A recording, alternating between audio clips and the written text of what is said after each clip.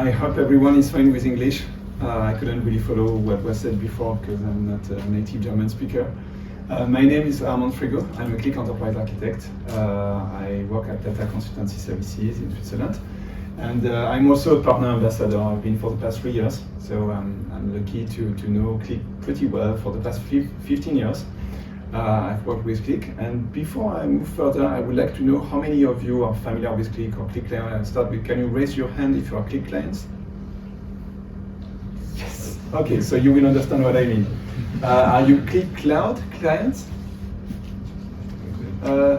Sorry, so I saw 3 hands only. Oh, HICO. Oh. Okay. No, that's good. So, is anyone considering moving to Qlik Cloud? Yeah, okay, so let's see, I don't know, maybe I should ask at the end. And a very last question, how many of you are hungry? Because I know we're late. Okay, all right, so let's get started. So I will tell you about the specific journey we are on. So I've worked for the past 10 years for a pharma client who is based in Basel. And they've decided to do a carve-out of one of their divisions. So that division became autonomous from October last year. So as such, moving from 110,000 people, there are 30,000 people who are actually moving as an independent company. And all of these people are using Qlik. The problem that we're facing is that there's no organization right now. I mean, it's building up, but if you've been through such a process, the thing is that you have the head, but then you have lots of question marks with externals filling up the jobs. It's difficult to move forward and have people make decisions. So that's kind of our challenge that you probably won't face when you move to Qlik Cloud. Another challenge is that division, they have access to the parent company resources, so they still have access to Qlik, which is Qlik on-premise. But they need to pay for that. So they need to pay, and that's only for 24 months. And then they're out. So they definitely need to find a solution, but they have no data center. And that's why it became pretty obvious that maybe a cloud solution would be a good thing for them.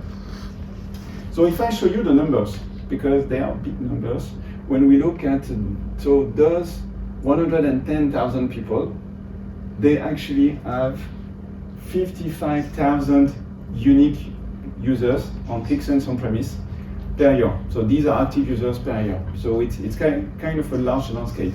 It didn't start like that. We started small. We started with only one site in Europe, but that didn't scale very well. So we had to expand to US, Singapore, and China. China more for legal reasons. From the data, it's a bit difficult. And all of that, in the end, we have 14 sites for the parent company. And we have two kinds of delivery models. So we have IT managed, where IT will do everything for the business. Of course, it goes through the kind of waterfall process where you have to write the specifications, you have people to implement, you need to do the testing, you need to release, and then you have an operations team. And we have also offered self-service, where business users only need to get trained on Qlik Sense, and they get access to a stream. We create the data connections for them, and here they go. They can create as many dashboards as they want. And they create a lot of dashboards, because it's so easy. Well, once you know the tool and you have access, you have got data connections go from everything to everything. So of course there is SAP, because it's a pharma company, they love SAP systems. But there's SAP, Snowflake, S3 buckets, flat files, of course, SharePoint. So all kind of data sources are loaded by the business and managed by the business. What we realized that business users may tend to have external companies to do it for them, but they skip the IT processes, the documentation, and so on. So that's how they deliver really fast. It's not exactly shadow IT, but kind of close. And with that landscape, as we do the carve-out, now we need to extract the dashboard for the new company, the new standalone company. They have only 8,000 active users, so it's a much smaller landscape. We target only one tenant in the cloud, for the reasons I have explained, basically because they don't have any data center, so it's a logical move. And everything that they have with data and analytics is in Qlik Sense, so it makes sense for them to move there. There's another reason, actually. With the parent company, starting in 2021, we did a POC with Qlik Cloud. And it has been running for 18 months with the hybrid model. So we know Qlik Cloud, we're familiar with Qlik Cloud. We know it's stable, the users like it. So that's why it's a relatively easy move. At the bottom, you see how many IT managed applications and self-service applications are in scope. So now I will tell you about our journey, how we did that. What are the next steps to do that? Oh, first, the many benefits. I was planning to skip that one. So I know this morning you had Manuel, who did, I'm sure, a great demo, and he explained the many features. He's saying no. So I'm not planning to go into too many details about what Qlik Cloud offers. I've just created 2 columns. This is my choice, my list, and I'm sure Manuel will have 50 or 100 slides about his choice.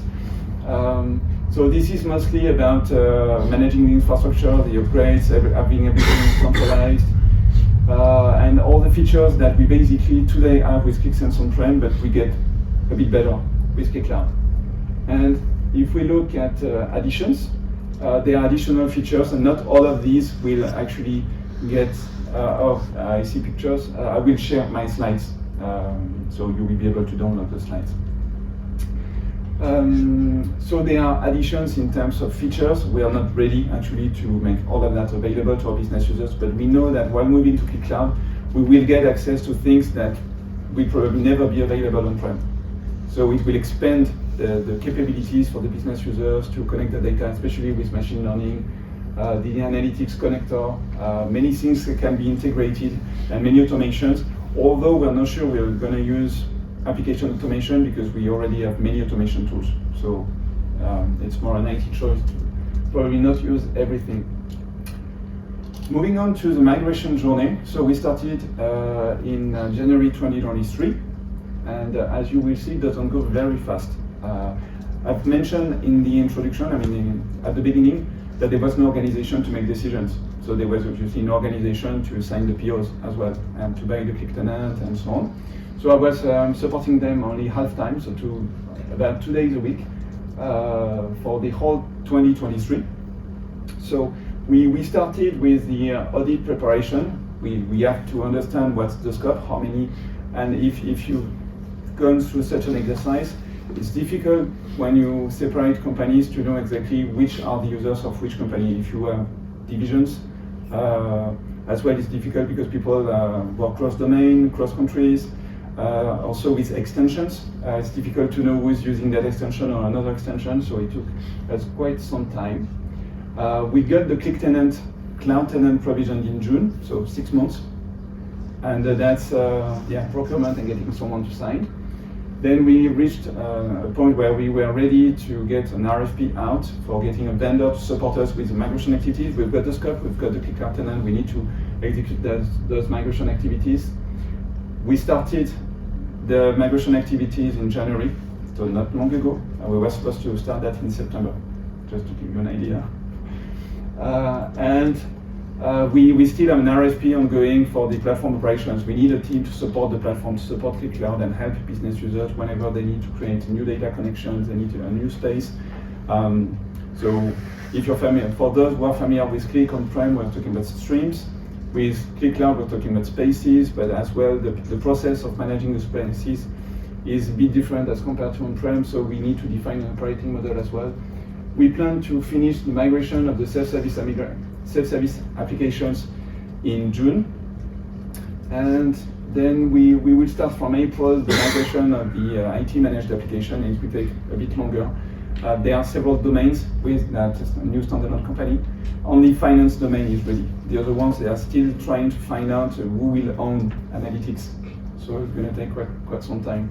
I go a little bit more into the details of what we had to do. So I've mentioned in the scope and phase when we need to do the audit preparation to identify the apps, but also the tools to support the migration. Can we accelerate the migration activities? And that's what we did.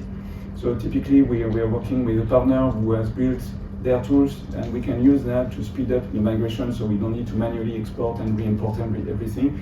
We have a web interface where we select the applications we want to move, we click next, and I mean, we could basically move from on-prem to Qlik Cloud 100 applications in a couple of hours. So that helps a lot. That doesn't mean that as soon as they are migrated, they run. We need to remap the data connections, because connecting from on-prem to a data source or connecting from the cloud is a different story. And I had a diagram for that, but my wife told me, no, people will switch on their phones. So we probably post diagrams about the architecture that we're working on and the things that we're changing in the process. I will put that as LinkedIn articles, but it's not for this presentation. So we have looked at tools to support the migration, and we've looked at gaps as well, because they are gaps. It's not exactly the same product. Basically, the Qlik Sense engine is pretty much the same, and I'm talking under the supervision of Manuel here. But the ecosystem, everything around, so the platform that does manage the engine is different. What we have on-prem and what is in Qlik Cloud is different, so we have to adjust to that. We had to define the target architecture and migration strategy. One of the challenges was for the mashups. I don't know if any of you is using mashups. Mashups are web applications in which we can embed Qlik Sense applications. When you do that, when it's on-prem, you can actually host those web applications on the servers. When you move to the cloud, you need to find a different location, and that's what we did. We moved to AWS services, and we've done something with DevOps as well, so that whenever the developers will commit their code, it will automatically get built and published to the cloud and linked to Qlik Cloud. And we've got that as well, the full process automated when they move to quality as well. There's a review, it's called a pull request, and a reviewer will review the changes. When they approve, automatically the code is built, pushed to AWS services and available linked to Qlik Cloud. So it's really nice, but that's something that we didn't have to do with on-prem, and we have implemented for the cloud, for Qlik Cloud. Identify partners, so that's what I've mentioned with the RFPs. Of course, procure tenant and licenses. Licenses include as well the extension licenses, and that's a challenge I will speak about a bit later on. And to provision all the cloud services, because as well, when you work on-prem, you probably have your business users storing files on a shared folder, so a network share, something they can access where they have flat files or QED files. When you move to the cloud, you need a cloud solution for that. So they support cloud storage solutions like the Google one, AWS, or Azure. So then you need to pick the one you prefer. We decided to go with Azure Storage because there is direct integration with Entra ID, which is the new name of Azure AD. So the AD groups can be applied directly into Azure Storage, so it's direct translation for our business users. We used to manage everything with AD groups on Windows. Now it's in Azure Storage, and it's kind of the same. With AWS services, you don't have a UI layer, so people will need to write commands, no go. And with Google, it's not approved for us. We cannot use Google services. So last in there, we have to switch the IAM services, but that's probably because we are doing CARVE-OUT. So we have to move users from one Active Directory to another Active Directory. So that's a bit of work. We have also to move tools for managing the AD group membership. They selected SailPoint. I don't want to say anything bad on SailPoint. It's my first experience with SailPoint, but as a cloud solution, it can mature a little bit more. I hope there's no one from SailPoint in here. And then we start to migrate the applications, and actually there's the last step, which is onboarding the operations team so that we can support not only the platform, but application support as well. When people need to get a bug fixed, they need an enhancement to be done, onboarding the users with training courses, with everything that end users will expect. Work on the governance models, so it's not just data, and monitor the platform, make sure that everything runs fine. So I've got 12 lessons learned that I want to share with you. First one, you don't know what you don't know. And that's why in 2021, we basically went with a proof of concept, because the cloud is not like what we have on-prem. we discovered many things, and that's also why we went for the hybrid model for 18 months, because we thought that not everything was ready. One of these was the connectivity to SAP. Qlik have a Qlik data gateway. That's how they connect from Qlik Cloud to on-prem. They've got that link, but the SAP connector wasn't there. And on the roadmap as well, they were at least 1 year late with their roadmap. So it was a bit of a challenge. So we went for hybrid, and the hybrid model means that you reload your applications on-prem and you push them to the cloud. So the business users already have the benefits of the cloud, but you're still running your on-prem system, so you still need to manage everything on-prem. You don't get the full benefits of running everything in the cloud. The second one, they said it would be a lift and shift. Well, here, not exactly, to be honest. We had to upskill a lot on cloud architectures. I've mentioned Azure Storage, where we need to bring all of our files. But even there, when I looked at the documentation from Qlik, they show you how you can link, but they don't tell you exactly which settings you need to have, because it's not their business. So you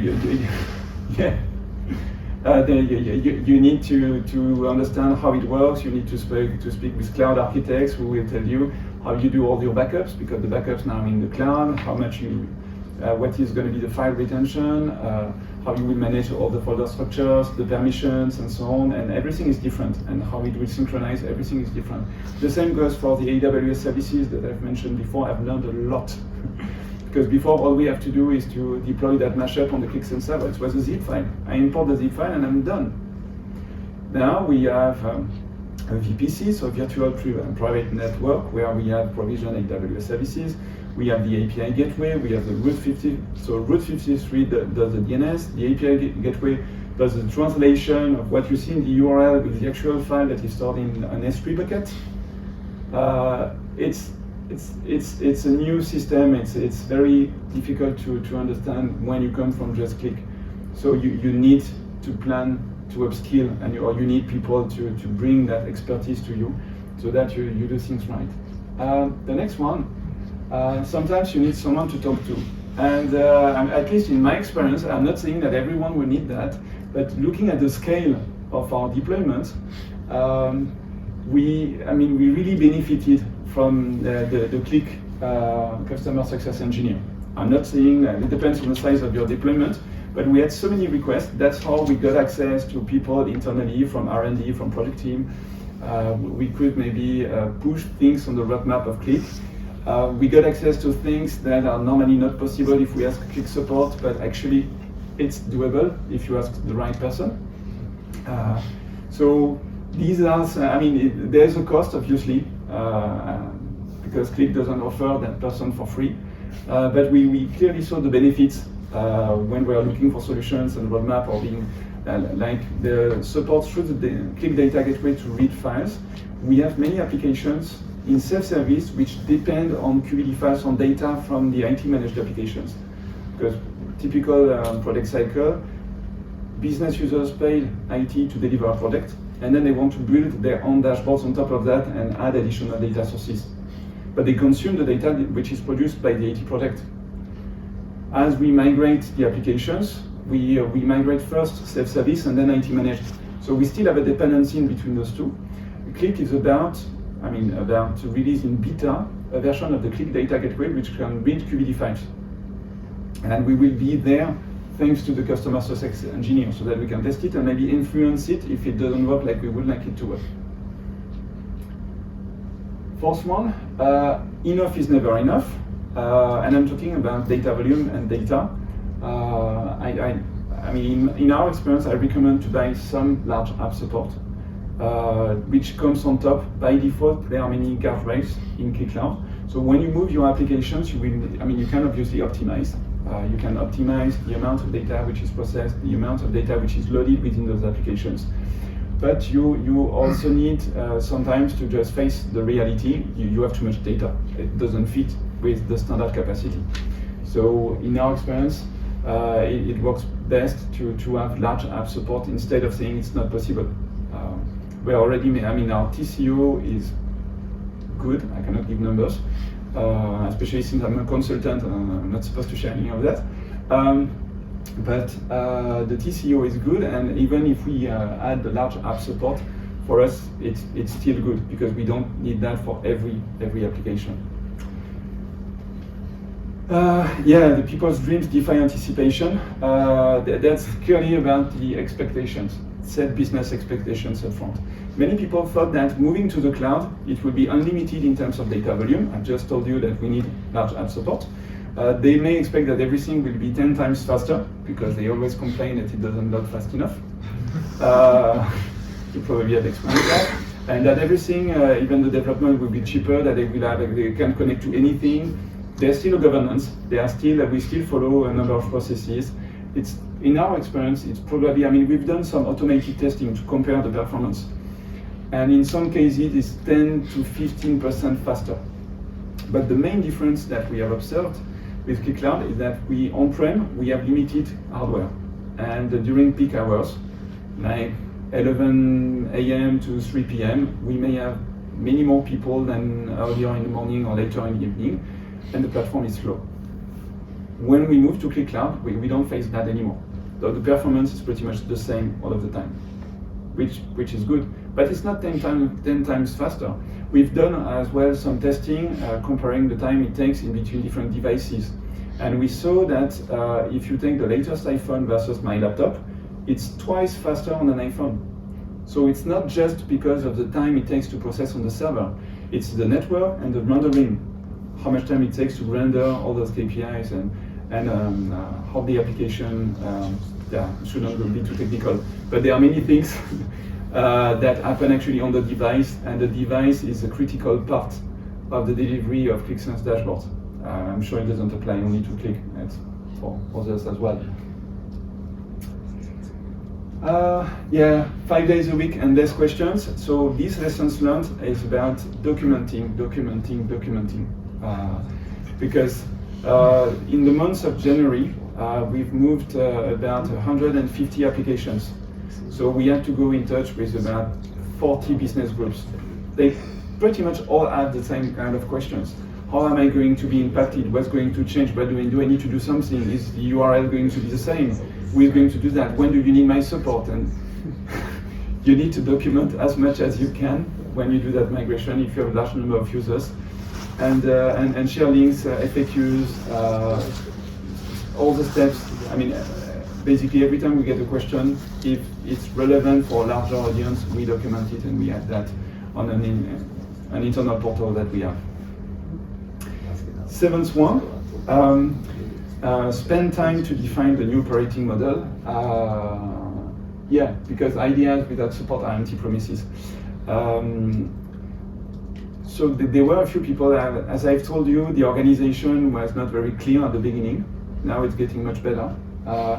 And people have assumptions, so they started to say that it will be like with the parent company, even though you may not have the organization to support that, or you may not have the budget to support that. So we are actually still working on the operating model about how we are going to deliver self-service, IT managed, who's going to pay for everything, is it going to be paid by the business, by IT, and how do they engage with us, what kind of process do they need to follow. So we're still working on that. I think it takes time to get that right. With great power comes great responsibility. This one is about selecting the capabilities that you want to enable now versus later. So in the presentation that you had this morning, I saw, I don't know, I wasn't there, so I don't know which ones where you've seen, but Qlik went very fast in adding new capabilities. I cannot keep up with that pace, I have to admit.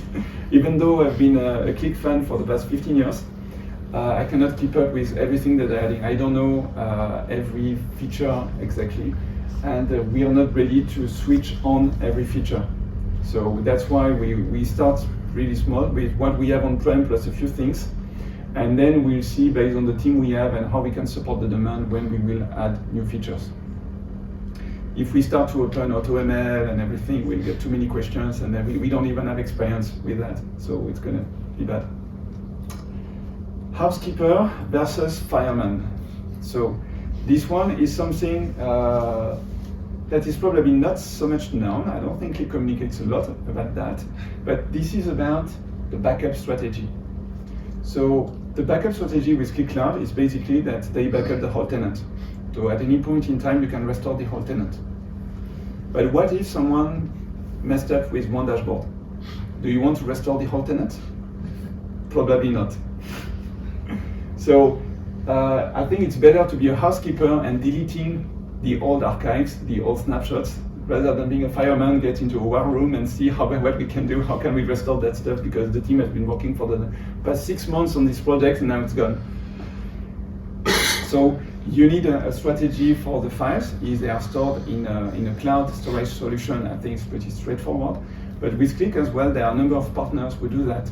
And they can basically extract all the applications without data, store them in any cloud storage location for you. And with a click of a button, you can then restore any application. So I'm not here to sell anything, I'm not giving names. But there are multiple people who know about the issue and they provide solutions for that. Trust does not exclude control, and this is getting better actually in the next releases. We monitor the user behavior. So basically anyone who is a professional user can create a data connection. Right, but data connections include my personal Google Drive. Do I want people to store data from the company into that Google Drive? No. So we can monitor the creation of data connections, we can monitor anything that may be sensitive or may harm the organization. We can monitor it until we have roles, and they are coming, that's what I understand, which will enable us to define who can create a data connection. And then we don't need to monitor that anymore. So it's coming in the next month, I think. So yeah, it's nodding, saying yes. So we won't need that monitoring anymore, but yeah, it's best to make sure that everything is still under control and there's no risk with the platform. Extensions are extensions. That's something I had kept. When I said earlier that I will go back to that, I faced two main challenges with extensions. The first one being that any extension that we add on Qlik Cloud is open to everyone. There's no security layer for extensions. There are companies, I think there's one here, who develop extensions and they sell those extensions, but you basically pay per user. So if you pay per user, you probably don't want everyone to use them, only those who are paying for that extension. So I had countless discussions with Qlik on that.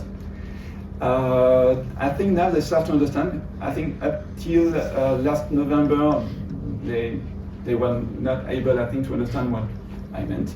Now they seem to understand the problem. I mean, they were pushing that back on the extension vendors. And TrueChart, I know they do it. There is a console where we can manage, and they are the only ones that I know who do that. The others, they count the user licenses, but they don't control. So you cannot control who uses an extension. And that's a kind of a financial risk for us, because we need to monitor afterwards who has been using the extension and make sure that we are not over-consuming. The other issue, when I say extensions, are extensions, is that only native objects are fully on board with Qlik Cloud. That means that if you want to export data from an application, from an extension, I'm watching the clock, I need to finish, there's one more. So yeah, when we export as a picture or as a PDF, Qlik Cloud does not allow third-party extensions to run on their backend. They argue for security reasons. I can understand that. Still, it's a bit of a pain because on-prem, if you are going to name another extension, VxLib or EncroShare or Infinity, I don't want to get in trouble. So when you export data from an extension, it works, but if you export an image or a PDF, that needs to run on the backend. With Qlik Sense on-prem, it works fine. With Qlik Cloud, it's blocked. And that's a challenge as well for us, because our business users moving from on-prem to Qlik Cloud, they just expect to have the same user experience, and this is not the case with that. The last one, have you tried playing Tetris blindfolded? This topic, you cannot guess, it's about the task chaining. So, task chaining is not as simple in Qlik Cloud as it is on-prem. On-prem, you can clearly link an application reload with the next one. When you move to the cloud, they will soon introduce something with application automation, where we will be able to do the same. But I'm not quite sure, I wait to see it, I'm not quite sure if it will be that easy to have a global reporting and monitoring to know when your data is being reloaded. If you have too many data reloads in between 8 a.m. and 9 a.m., how do you reshuffle that? That's going to be the challenge. So when I say think twice about task chaining, you can do it with application automation. You can also have one application to call the next layer, the next application, through a REST API call. So you can have that interface, and you can manage those interfaces through a centrally managed Excel spreadsheet where you define when they should start and which one is next. So at least you have a central repository of all your task chaining in one place. While if you go with application automation, you have multiple application automations, and you have to record somewhere what they do, because it's going to be difficult to edit. Up to you. So thank you very much. That concludes my presentation. If you want to stay in touch, you can scan this barcode. If you want to download the slides, you can scan this barcode. And if you have questions, I will be there. Maybe probably not take questions now because I think it's lunch break, right? But I will be there till 3 p.m. Thank you.